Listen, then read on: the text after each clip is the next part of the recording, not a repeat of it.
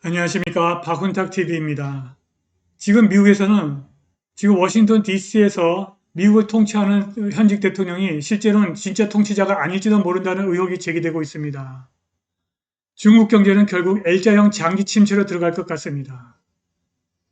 지금 미국의 워싱턴 DC에 미국 대통령의 생각과 행동을 통제하는 세력이 있다. 그들이 결과에 책임을 지지 않으면서 미국을 파괴하고 이익을 취하고 있다는 의혹이 제기되고 있습니다. 중국의 헝다그룹 파산은 온 세상을 뒤집어 놓을 세계 최대의 폰지 다단계 사기임이 드러나고 있습니다.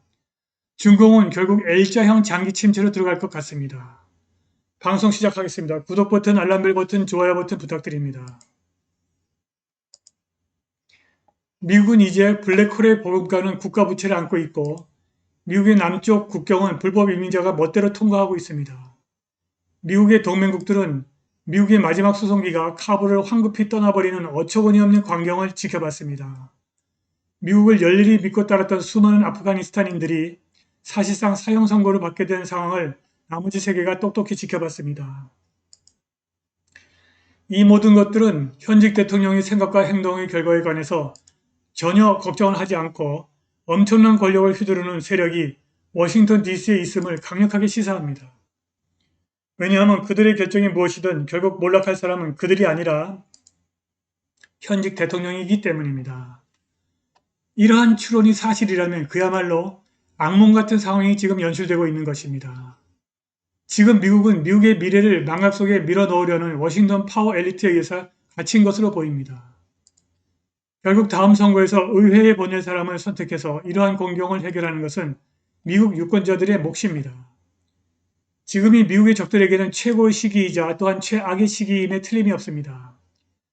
백악관에 있다는 현직 대통령의 행동은 미국 사회를 어리둥절하게 하고 미국의 국력을 마구잡이로 약화시키고 있습니다. 한편 미국의 적은 모든 미국인들과 마찬가지로 지금 워싱턴 DC에서 실제로 누가 책임을 지고 있는지 알아내려고 노력하고 있습니다. 그림자 정부의 컨설턴트, 로비스트, 오바마의 끈앞풀인가? 아니면 도움없이 대통령 전용 헬리콥터에 탑승하는 것을 성공으로 간주하는 현직 대통령이 진짜 대통령일까요? 미국의 맹렬한 적성국가의 정보 책임자들은 그들이 최고 지도자들에게 엄중한 명령을 받고서 미국의 진상을 파헤치고 있습니다. 만일 이게 다 사실이라면 행운이지만 미국 지도력이 이렇게 신속한 붕괴가 속임수라는 의심을 하는 것 같습니다. 그들은 이 모든 것들이 미국의 교활한 함정이라고 믿는 것 같습니다. 이것 못지않게 소름이 쫙 끼치는 오싹한 또 다른 시나리오가 있습니다.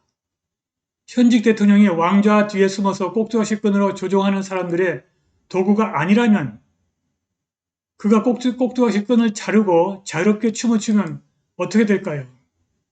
인지장애를 가진 그가 그의 행동을 통제할 수 있다고 믿는 사람들이 예측하지 못한 정책과 계획을 추구한다면 어떻게 될까요?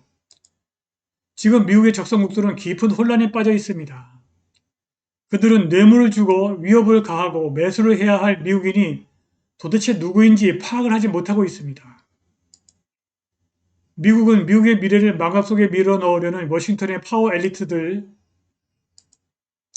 갇혀 있습니다. 결국 다음 선거 주기에서 누구를 의회에 보낼지 고려하면서 이 질곡을 중단하는 것은 미국 유권자들의 몫입니다. 지금 워싱턴에서 대통령과 정부를 좌지우지하는 엘리트, 파워 엘리트들이 달러화를 자기 멋대로 발행해서 지출하면 GDP가 저절로 성장한다는 근대 통화 이론, 모던 머니터리 시어리를 근거로 달러화를 남발했고 연방부채가 천정부지로 치솟았습니다. 미국의 경우 실제로 1960년부터 1990년까지는 통화량의 증가와 GDP 성장이 거의 완벽한 상관관계를 가졌습니다. 그러나 1990년 이후 통화량과 GDP 성장의 상관관계는 깨졌습니다.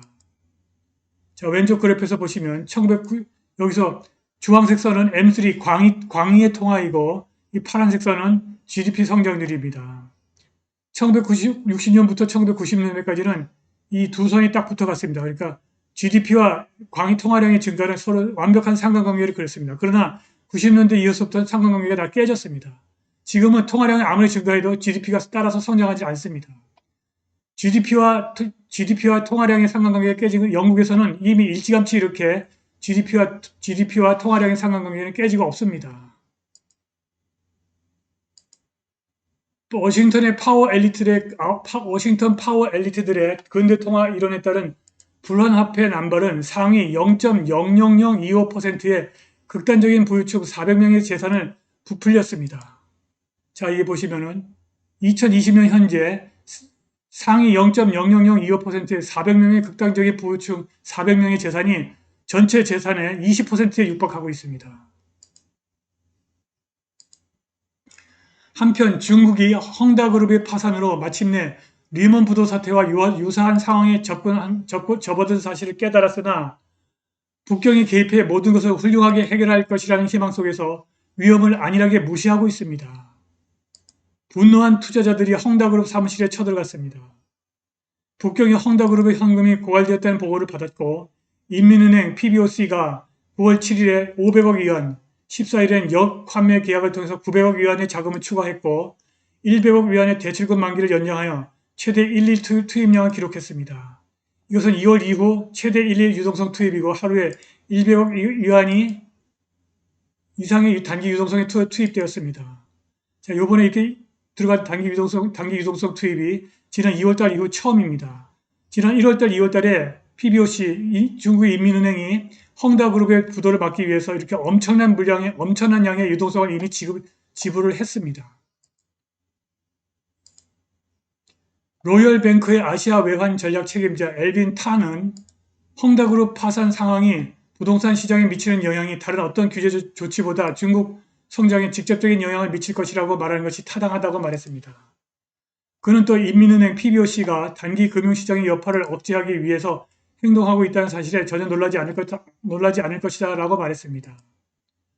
헝다그룹의 파산이 종말론적이기 때문에 중국 전문가들은 공산당이 얼마나 많은 고통을 감내할지 숙고하면서 악몽혼란 파산을 포함하여 잠재적인 최악의 시나리오를 예상하게 되었다고 말했습니다. 사회적 안정이 가장 중요한 중국에서 투자자들은 북경이 개입하지 않을 수 없을 정도로 충분한 불만을 제기해야 하고 부도 전염의 징후가 증가하고 수만 명의 화난 시위대가 거리에 나서는 상황이 발생할 필요가 있음을 깨달았습니다. 헝다그룹 사무실을 포위하거나 경영진을 인질로 삼아 개입해야 하는 필요성이 갈수록 증가하고 있습니다. 영국의 신용평가사 피치사는 북경이 냉담한 태도를 취하고 최악의 시나리오가 현실화될 경우 수많은 산업이 헝다그룹 부도로 인한 신용 위험에 노출될 것이라고 경고했습니다. 소규모 은행과 취약한 개발자가 가장 큰 피해를 입을 것이라고 말했습니다. 3천억 달러가 넘는 부채가 있는 헝다그룹의 유동성 스트레스는 광범위한 중국 부동산 산업에 대한 우려를 불러일으키고 있습니다. 모건 스탠리와 골드만삭스는 공급업체, 기타 개발자 및 금융시장을 혼란에 빠뜨릴 헝다그룹의 디폴트 가능성을 언급했습니다. 블룸버그가 지적한 바와 같이 실제 영향이 중국 가계의 순자산의 약 70%가 보관되어 있는 더 넓은 부동산 부문에 얼마나 큰 영향을 미칠지에 달려 있습니다. 그곳의 위기는 필연적으로 중국의 대공황으로 이어질 것입니다. 한편 회사가 약속한 공사를 미루고 개인에게 판매한 자산관리 상품에 대한 상환을 하지 못하고 있습니다. 그래서 천문학적 규모의 피해가 예상됩니다. 헝다그룹의 파산이 결국 아직 세상이 보지 못한 세계 최대 폰지 다단계 사기로 이어져서 온 세상을 뒤집어 놓을 것이라는 예측이 나왔습니다. 이렇게 되면 중국 경제가 L자형 장기 불황으로 들어갈 수밖에 없습니다. 오늘 방송은 여기까지입니다. 감사합니다.